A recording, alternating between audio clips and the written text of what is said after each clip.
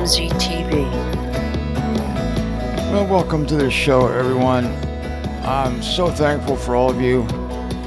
Thank you for your comments yesterday as I disclosed my marriage to the beautiful and the wonderful and the loving Rhea Panduro. Appreciate that. It was such a great thing. It has been such a great thing for both of us. And we love each other, and it is a pure love. And we're both of that age where you just revel in the friendship and the camaraderie and just, going through life together. And I've been alone before, and it's no good, as I said. And so I really empathize with anyone who has loneliness issues, because I do. And men were made to be with women, and like God said, it's not good for the man to be alone. Well, thank you for all your comments. Very loving. You're very caring of me. I knew you'd be happy for me. I knew you would. One of the worst things about divorce is you not only lose this significant person, but you lose an extended family. And that has just devastated me more than once. And my wife's family is so extensive. I mean, it is a joy to see all these people, even though I can't understand any of them. I love them and they love me. And I have learned a smattering of Spanish just, to survive. But they are such wonderful people. And the Peruvian people in general are very caring, very family oriented. In fact, when I first went to Lima, I noticed that there were a lot of older men walking with teenage girls, hand in hand with teenage girls. And I mentioned to Maria, I said, boy, the men must like women young here. And she would say, no, that's his daughter. And it's very common in Peru, even in Lima, which is, again, the financial capital of the city, of the country, the heartbeat of the country. You see parents and their teenage kids walking hand in hand. Family is very important in, I think, almost every Latin culture. And I love that. I just love that. I love the closeness of Maria's family. And I have an extended family again.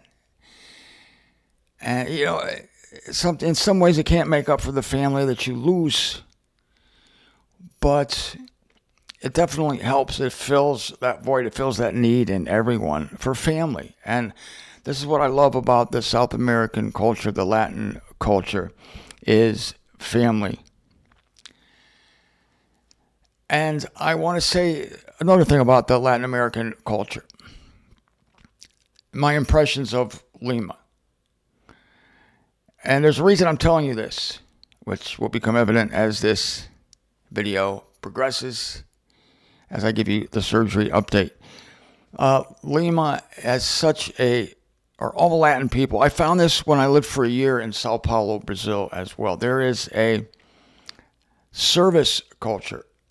The people there take service much more seriously, and they really want to help you. And the human element in many places in my country, in the United States, is gone or sorely lacking. You go to check out at the drugstore, and the person on the other side of the cash register, they mumble. You can barely hear them. They're hardly ever wearing a uniform. They're on the phone with their friends, or they're just totally distracted. They don't want to be there. In Peru, in Lima,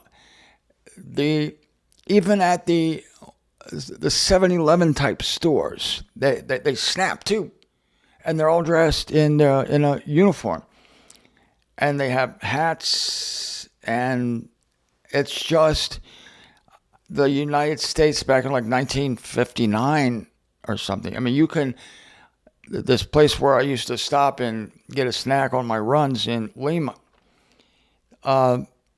they pump gas. You still get your gas pumped by a uniformed attendant. Now, there's still a cell phone culture in Peru, but it's not as crazy as it is here. And the drivers are just brilliant drivers. I mean, they are so aggressive, but it's done with care. They're very careful. Nobody's on their cell phone while driving. I can't say nobody, but it's almost unheard of in a city like Lima, which is the second largest city in the Western Hemisphere. Sao Paulo is first. Lima, Peru is second. Mexico City is third. Then New York City is fourth. Can you believe that? New York City is fourth. But I like the family togetherness and the service culture in Peru, and I love it. One of my favorite things is that they have not discovered the jet engine leaf blower yet. Here in Florida, these guys walk around with jet engines on their backs and leaf blowers, and and sometimes there's a crew of 5, and it's noise pollution. It's really unnerving. Just add it to the other evils of the eon. In Lima, Peru, shopkeepers come out with push brooms, and it is so clean. Because people, they love to clean. They love to keep things clean. And they do it in a simple way, and they're very focused. They're not on their cell phones. They're not on their cell phones. Anyway, I love the culture. I wish I could speak Spanish. See, I want to speak Spanish. I just don't want to learn Spanish. Because I would love to communicate with these people. Because I like them. They're terrific. Which is why... Well, no, it's not the total reason. But let me start this way. I have been disappointed. I have been frustrated. I have not been served well by the American medical system here to deal with this problem of the cancer that is in my squamous cell carcinoma that has gone to the lymph node, okay? I mean, very treatable. It's not melanoma, thank God. It's carcinoma. Still, carrying this thing in your mouth is hard enough. For the last 2.5 months, I have not been able to get a surgeon here. The first couple months was my fault because I didn't know what this was, and I would try to do some homemade things to get rid of it. And when I finally realized what it was, and I had to get on it, it's been 2 months. And I have been jockeyed around from one doctor to another, and mainly it's because of my insurance. I am in what's called a HMO, which many of you know. I'm just learning this stuff. This is my least favorite topic, as I have said. Everything has to be in the network. And the first place I went was to urgent care place. And the urgent care place, the first place I went to said, well, we can't service you here. Your insurance doesn't cover it. So I had to find another one. Each time I got redirected, it meant another week in some cases. And then I found out that when I got to like an ear, nose, and throat, when I got an ENT, an ear, nose, and throat doctor appointment, I found out the day before the appointment that this was 2 months ago when this problem should have been taken care of. I found out that, you can't be referred to us by an urgent care operation. You have to be referred to us by your primary care physician, of which I had not one of those. I did not have a primary care physician. I kept getting emails saying that my primary care physician changed. Like there was 3 different doctors. So I finally went to the right one and got to another place, an ENT guy who actually looked at this and said, my buddy's the best surgeon. He'll take care of you. Give him a call. I gave him a call, and he's on vacation for the rest of July. Talked to another guy at the place, and the status right now in the U.S. is he can't see me. I can't even get an appointment until June 30th, to get an appointment with a surgeon to discuss the operation, not an operation date, not a surgery date, no. To talk to the surgeon. And the original place, remember I went to Ohio? I made those awful videos from Canton, Ohio, when I learned what this thing was, the pathology report, the shock of hearing what it was. And the doctor recommended a place in Weston, Florida, a branch of the Cleveland Clinic. And I found out I couldn't get in there like till July 19th. July 19th. And again, once I got close to pay dirt, to finding a place to do this, I either found out that it wasn't in my network or they weren't available. Or I had the wrong doctor, my status quo doctor, whatever you call that person. I hate the terminology here. Glad I can't think of it. So it has been frustrating. But I must admit, I mean, it's not all their fault, because in between the times when I got shut down, I would think, okay, this is a sign from God. Either the snatching away is going to happen. I'm thinking, oh, give it the snatching away another day, another 2.5 minutes. Yeah. And I would try to do other things. I would read up, study on it, try to do natural things that would help. And so every time, again, I was stymied. Maybe I thought, well, I won't rush back into finding something else. Maybe this is a sign from God. And I still think it was. It was all a sign from God that led me to this, Now, I crossed the line, ladies and gentlemen. I crossed a line about 2 weeks ago. I crossed the line from wanting to delay, not wanting to get this taken care of right away, procrastinating, giving more time for the snatching away, giving more time for my whatever remedy I was using that week to take effect. But then the line I crossed was I started, and Maria at the same time felt this same thing. We felt this sudden panic, like, oh my God, this has already been almost 5 months. And I noticed it was changing in my mouth here, changing. That was panic inducing. I would not be able to get back to sleep at night. Folks, I know you know all about this.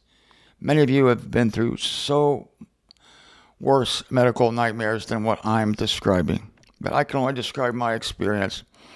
I'm new to this. This is something God needed me to taste to prepare me for my coming role among the celestials. So I noticed a change, and that really, in my mind then, I pictured it spreading. It's going all over my body. I can't remember if I told you the results of the CT scan. And again, I'm not going to spend 3 shows talking about this. I'm not going to spend 2 shows talking about this. This is it. I think I told you they did the CT scan. Yeah, I think I said it wasn't that bad. I don't know if I told you the results, but I mean, everything was fine. There's no cancer anywhere else except where we know it was. That was good. No brain cancer, no brain tumor. I'm not going to die in 2.5 weeks, anything like that. Okay, I might have already told you that. In case I haven't, there it is. So I started talking to Maria, the Queen of Peru, and she had mentioned knowing a doctor in Lima. And I said, look into it, please look into it. So this was just a week and a half ago.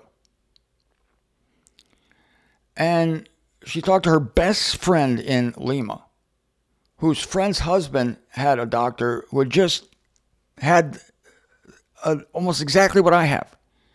This squamous cell carcinoma in the mouth with accompanying lymph node swelling and everything. And this doctor did a fantastic job, and apparently this doctor's fairly well known in Lima. He's good at what he does. And I said, find out, please, could you contact your friend and get this guy's number?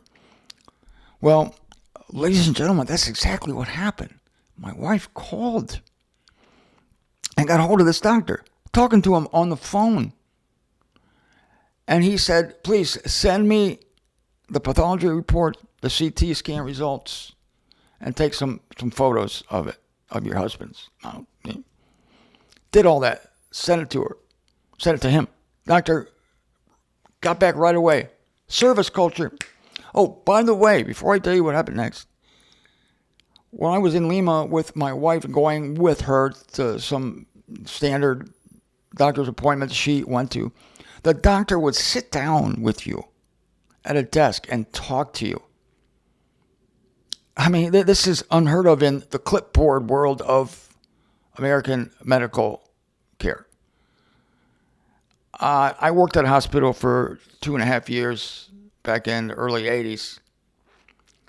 And when my dad was in the hospital, I watched them working again. And it's the same thing. The doctor walks in, just very quick, very, very brusque, has a clipboard. How you doing today? Blah, blah, blah, blah, blah, blah, blah. Okay, see you tomorrow. And he walks out. Not in Peru.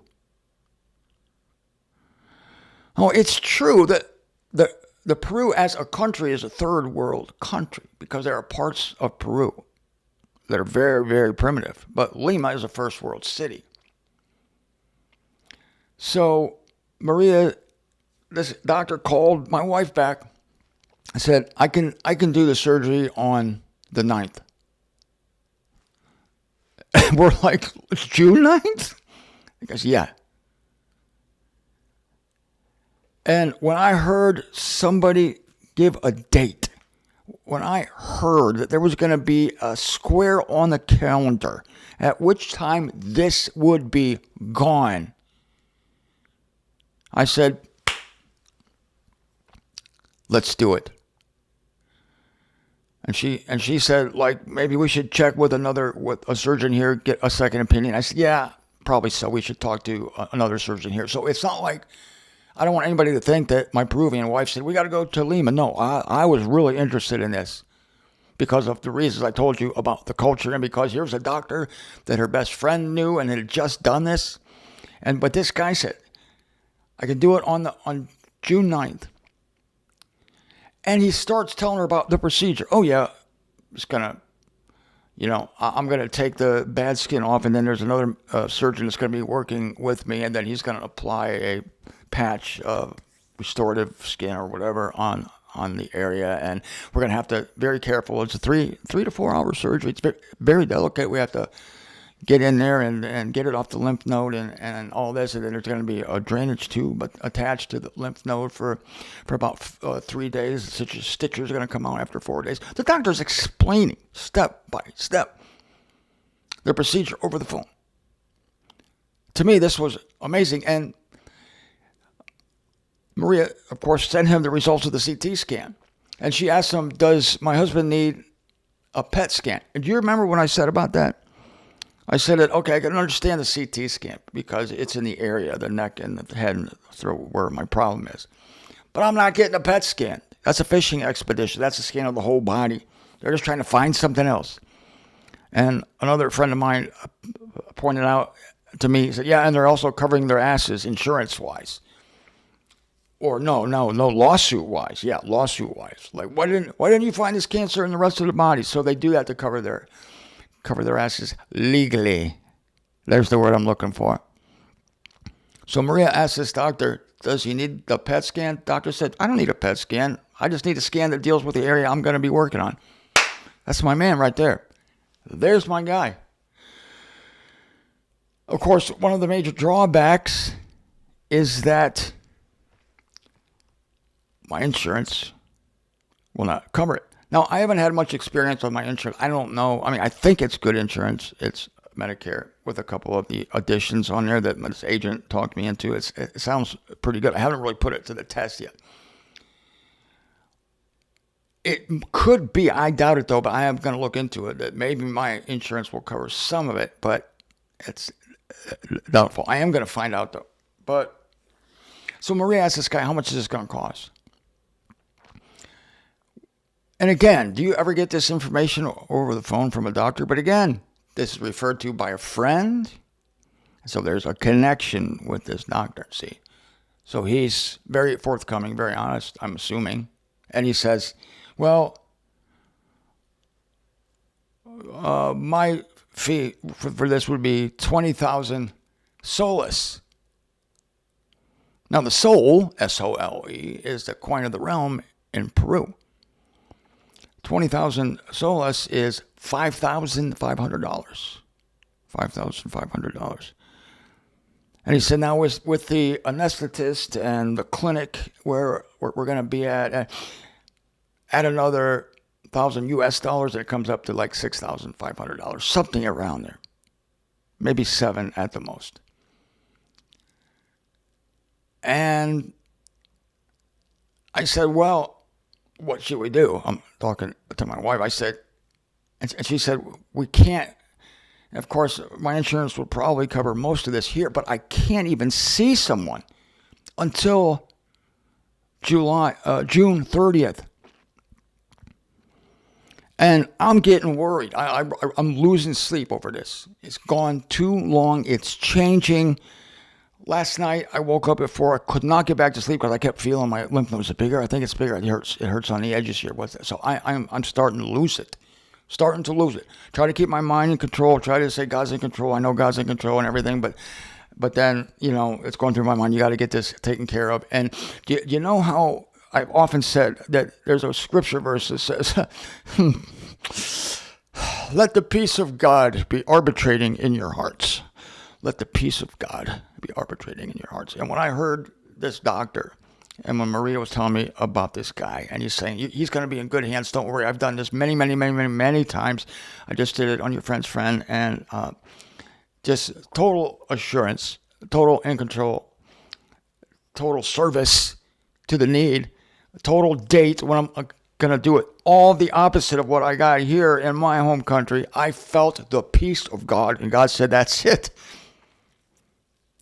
God said that. God said, this is it. This is the one I want to do. Why? I don't know. God could have picked anybody here in this country. I don't know.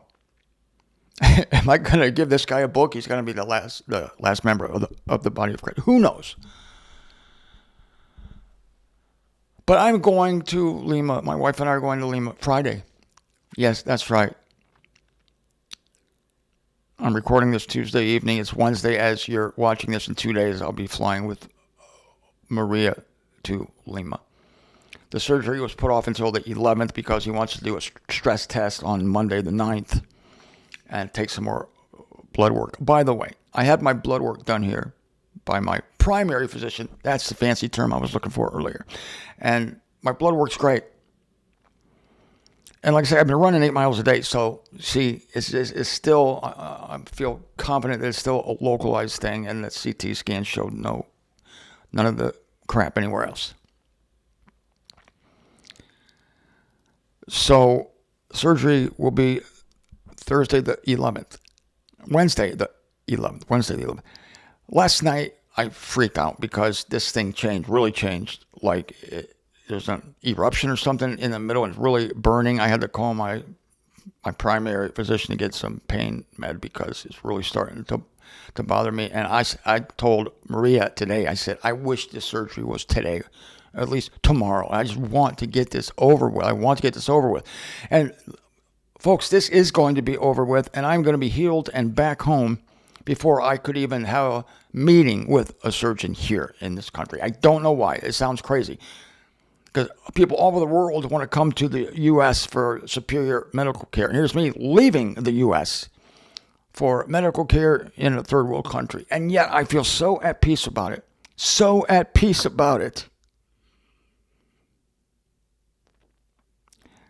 So he said, we're going to put a drainage tube on the lymph thing.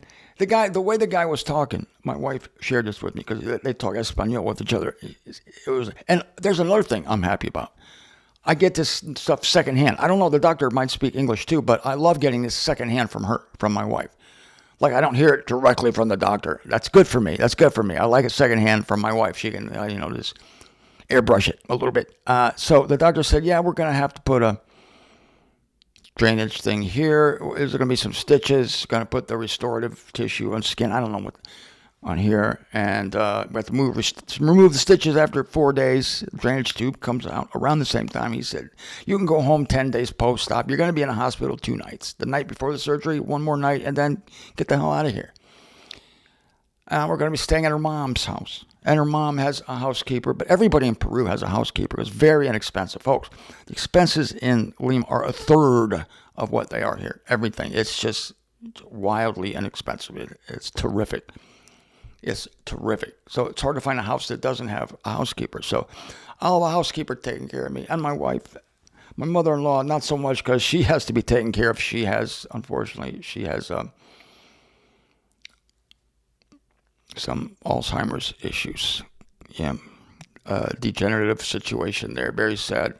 Lovely lady. My mother-in-law, love her. She needs constant care at the house, so she has a nurse on board 24 hours a day because she fell 2 Christmases ago and we almost lost her, but we didn't. And she's doing fine. So I'm going to be in this loving atmosphere. So, if anyone wants to help with the medical expenses, they look to be fairly minimal, but there's nothing minimal about any kind of outlay. I mean, if you ask me. But if you want to help, you can. I'll put a link down here. It's just my usual link for people who want to help me to continue the work. And if you want to just earmark this and just say it's for Martin's medical expenses, I would always, and I always do appreciate the help. As I've always said, and this applies now, I never require anything. I never say, you owe me this. It's just absurd. Everything that's done here is done with a freeness and an openness of heart. And so if you want to help, I won't turn it down, I promise. But if you can't and you just want to say, Martin, we're wishing you the best, we're praying for you, thank you. That goes a long way too. And God is going to make it work out no matter what. I trust God. I think I'm going to stop now. I've been doing this work full time for 32 years now. It'll be the end of 32 years on October 1st, the beginning of 33 years, and God has been faithful. God has been faithful, and he's proven himself faithful. And he uses the body of Christ. To me, it's a miracle every month, that I never take for granted. So, thank you. Just like I was telling you yesterday about my marriage, it's a God thing. Me going to Peru is a God thing. Me marrying a Peruvian woman is a God thing. If anybody wants to translate my books into Spanish, there are people who are interested in what I have to say down there. And it is a country infected with Catholicism. Now that I've told you, that I have an extended family in Peru, Maria's son is there. Her mother is there. One of her brothers is there. Many aunts and uncles are there, hundreds and thousands of aunts and uncles. I can now tell you about how wonderful I think the culture is and about how I enjoy being there with my extended family. So I am going to keep the show going. That is my intention. My intention is to write down ahead of time, like maybe 10 very simple topics. And even though I'm going to be, laid up for a little bit, I want to keep the show going live. Like I don't have what it takes right now because I'm in such pain yesterday and pain today. I had to get a pain med, like I said. I'm not going to be able to make shows ahead of time. So I'm going to have to make shows on the go as the days come. Sometimes if I know I'm going to be traveling, I can make 3 or 4 shows ahead of time. But I'm not going to be able to do that because I'm not up to it. I don't have what it takes right now. So I'm going to make shows as I go. And I'm going to try. I am going to try my damnedest to get a show to you every day, no matter what condition I'm in. Okay, so having said that, there's a chance that I won't be able to do it maybe for a day or two as I recover. In which case, my sister Kelly will send you out a classic from the archives. But that's the medical update. Thank you for your care, concern, and your love, which is never flagging. I love all of you. I wouldn't be here doing any of this without you. Sure wouldn't have been broadcasting and writing for 32 years without your help. The body of Christ is a family, closer than blood. We look out for each other. And I thank God every day for you.